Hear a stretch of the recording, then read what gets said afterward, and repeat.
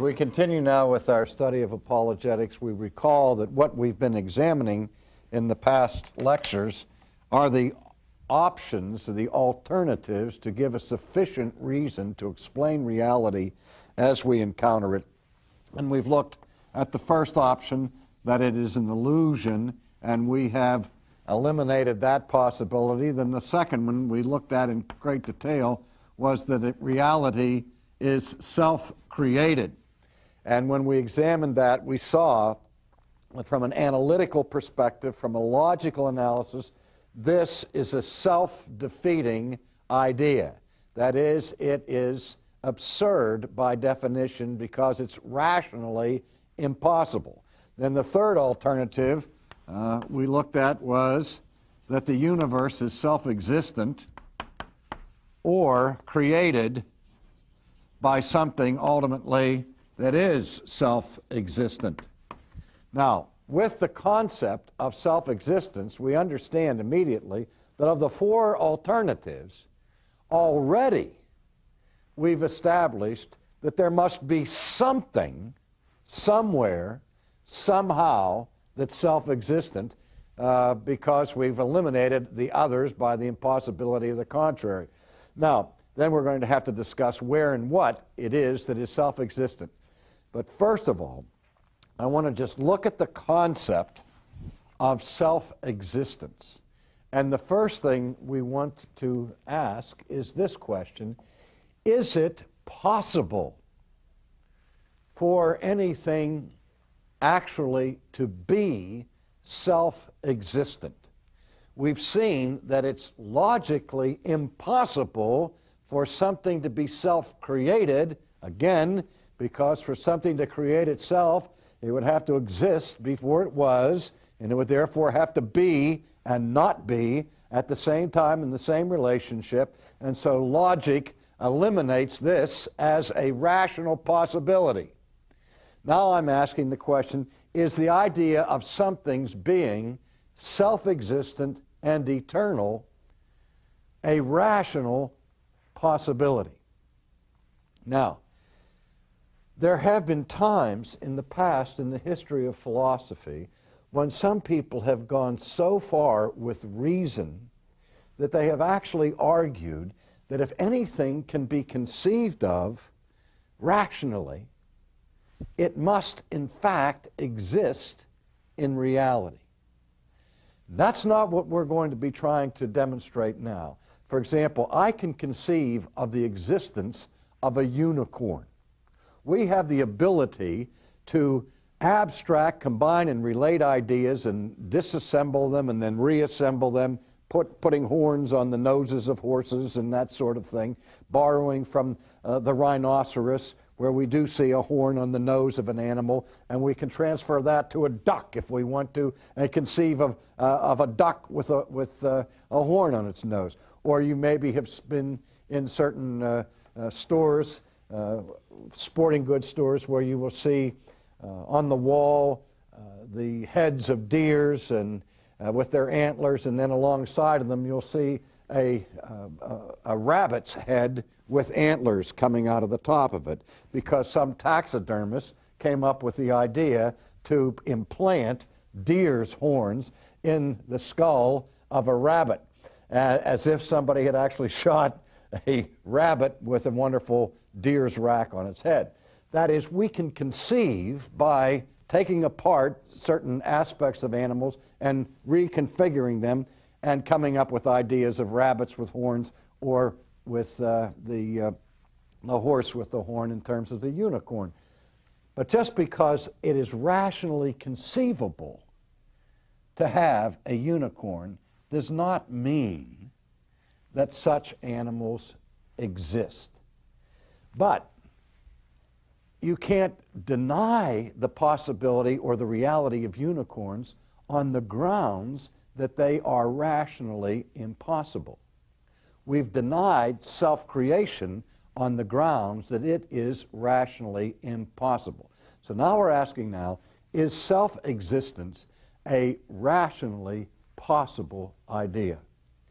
Now, when we put together or side by side these two ideas, self-creation and self-existence, they seem so similar that some people will respond and say, well, if self-creation is rationally impossible, so self-existence must also be rationally impossible. And if we're going to account for reality, we're going to have to make a choice here between two rationally impossible or inconceivable ideas.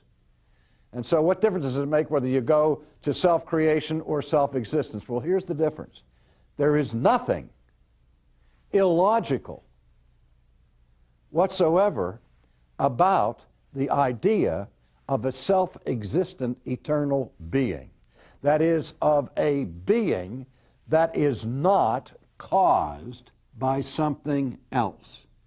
Remember, we said at the beginning that one of the problems we have in the discussion of the existence of God is that some people misunderstand the idea of the law of cause and effect, saying that it means that everything must have a cause. And I said, no, the law of causality says every effect must have a cause, because an effect by definition is that which has been produced by something outside of itself or beyond itself. But the idea of an uncaused being is perfectly rational. Now, just because we can conceive of an uncaused being, something that exists in and of itself from all eternity, that is not caused by something outside of itself, does not mean that it would indeed have to be, just because we can conceive of it. But all I'm saying at this point is that we can conceive of the idea of a self-existent eternal being without violating rationality. So I'm saying that reason allows for the possibility of this, while it does not allow for the possibility of self-creation. Now, I just said a moment ago that just because I can conceive of the rational possibility of a self-existent being does not mean that it in fact exists. Because theoretically, we could say that it is rationally conceivable that nothing would ever exist.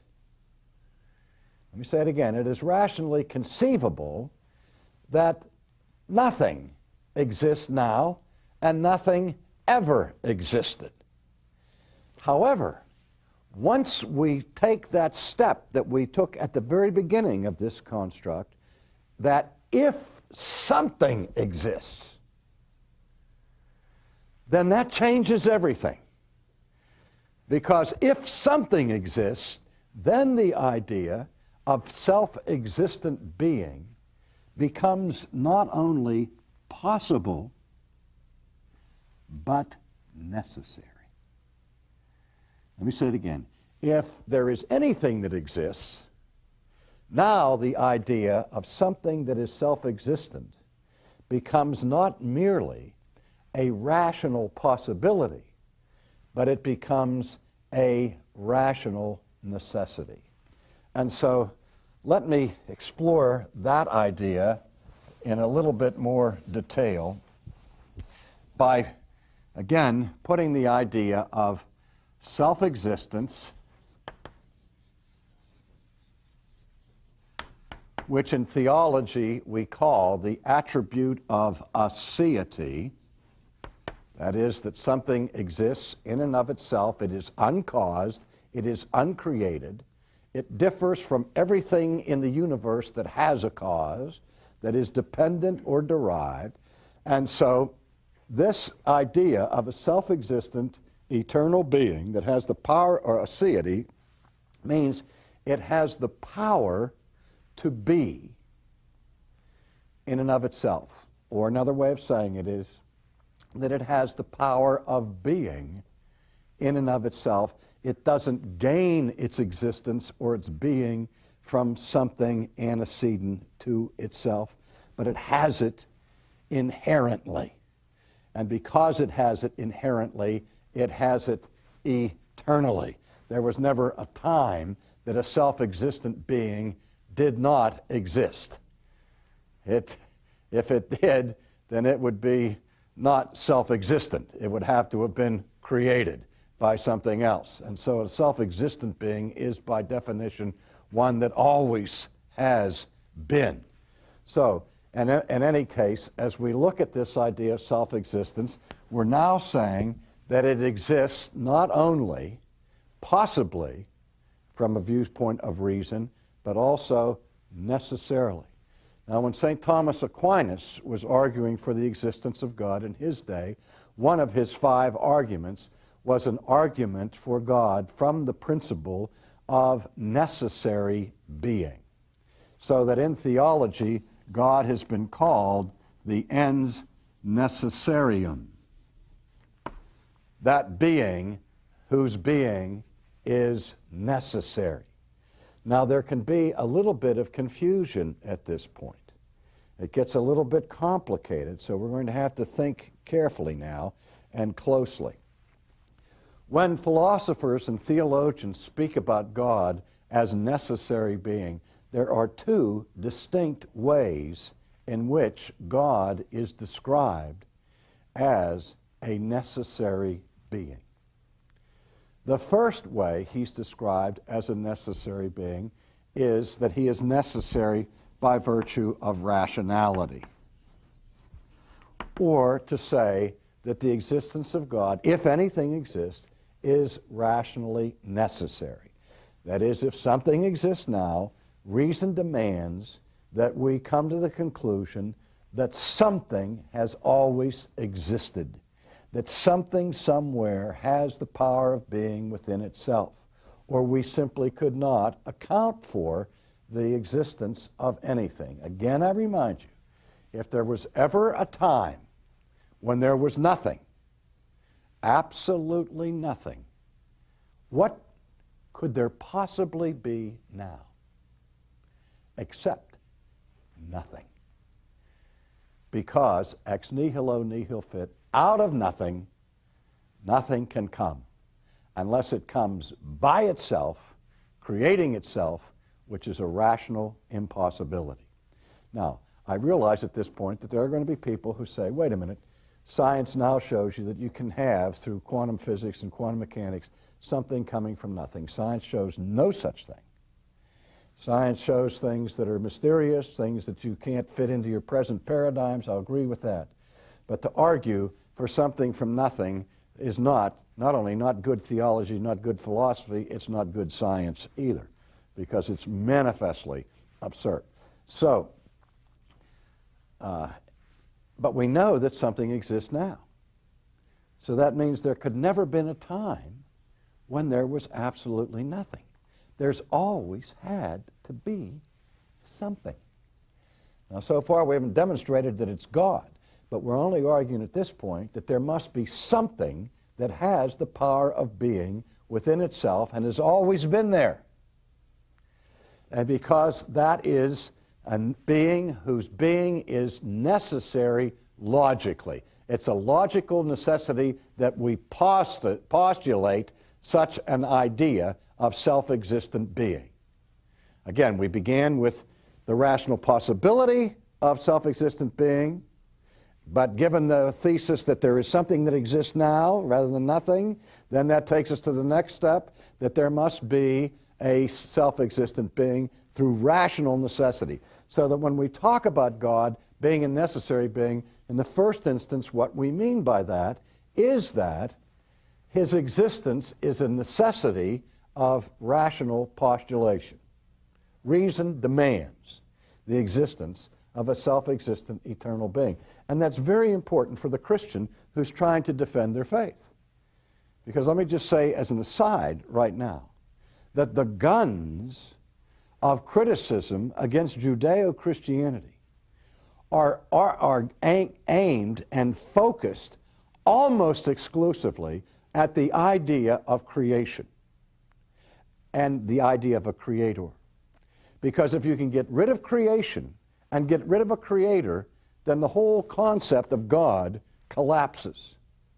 And so people are trying to argue that if you're going to be rational and scientific, then you have to believe in a universe without God. What we're trying to do is turn the guns around and say to the people out there that are saying that, they need to turn the guns in on themselves and realize that what they are postulating as an alternative to full-bodied theism is manifest irrationality and absurdity.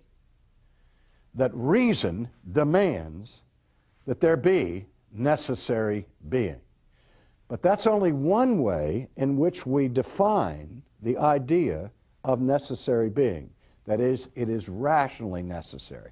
Now, the other way in which we define necessary being, as St. Thomas Aquinas did, is that this being, it has what we call ontological necessity.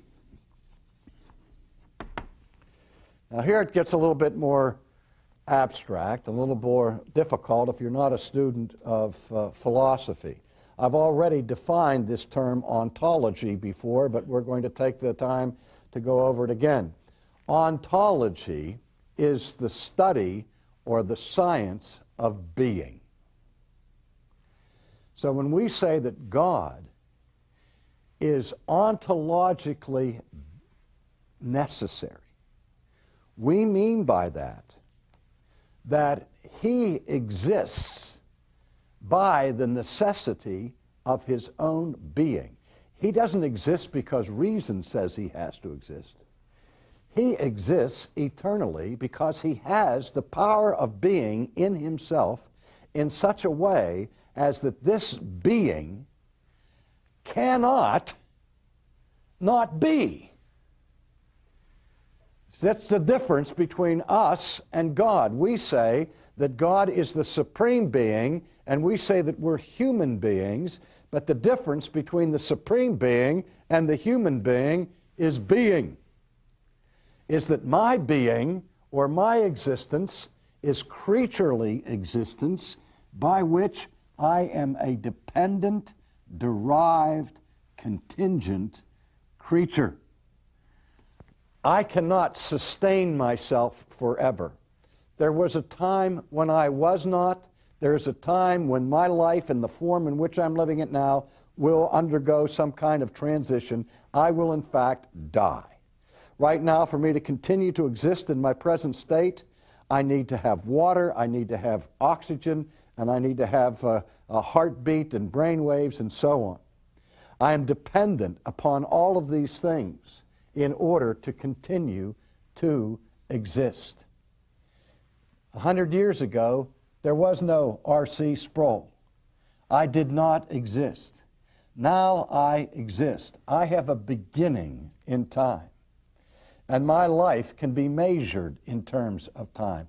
And not only that, but the whole process or progress of my life is a life of constant generation and decay, of change, of mutation, which is the supreme characteristic or attribute of contingent beings or creatures. They change constantly.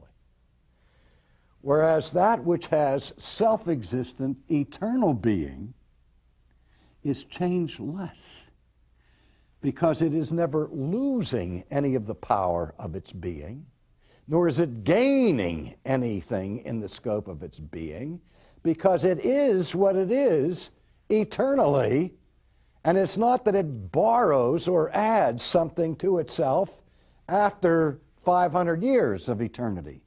It has being itself within its own power. That's what we mean by a self-existent eternal being whose being is ontologically necessary. That is, it cannot help but be. Pure being is dependent upon nothing for its continuity of existence or its origin of existence. It's not in a state of becoming, as Plato understood. It's in a state of pure being. And pure being cannot not be.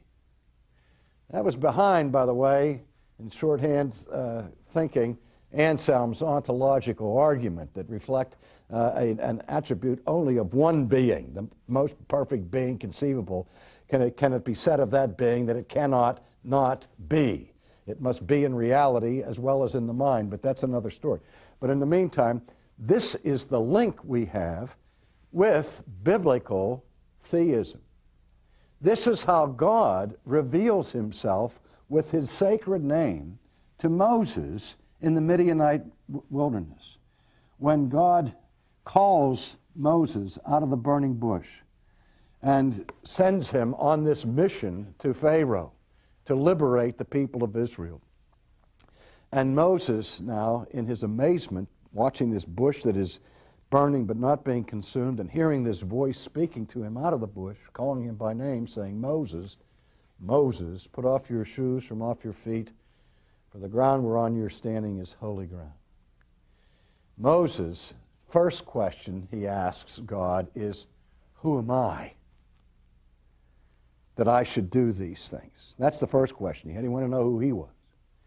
But then very quickly he moved to the big question when he says to God, who are you?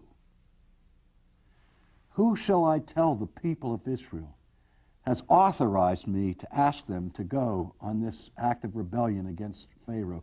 Who shall I say to Pharaoh, says, let my people go? And God answers him by giving him his sacred name, his memorial name, the name by which he is known from all generations, by saying to Moses, Yahweh, which being translated means, I am who I am. I am is sending you. You see, not I was, or I will be, or I'm in the process of change or becoming, but I am who I am. He uses the verb to be in the present tense.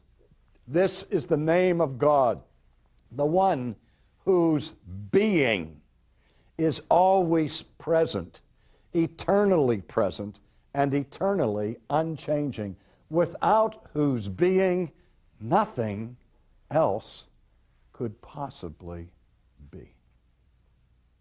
Now, does that self-existent eternal being have a name by the name of God, or is it the universe itself? Is it matter itself?